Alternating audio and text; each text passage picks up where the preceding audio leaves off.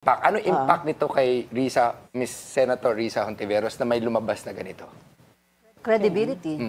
Does it fly? Does it may traction to? Kung napanood ko si Attorney Ferdinand Topacio sa social media, na-interview siya, sabi niya, may dalaw siyang personal experiences kay Senator Hontiveros na ganyan ding sistema na yung witness ay nag-turn around din. So, bahala ng publiko kung mag-judge sa ano, kasi may sinasabing isa, may iba naman sinasabi ni kabila. Kayo, attorney? Well, may impact yung sinabi ni Attorney Ferdy kasi tatlo formally yung isa, I forget the other one. Tapos this is, kumbaga, pangatlo na ito. So, di ba, ano yung one, it's a fluke. 2, it's a coincidence. 3, sinasadya na yan. It's a style. Habit.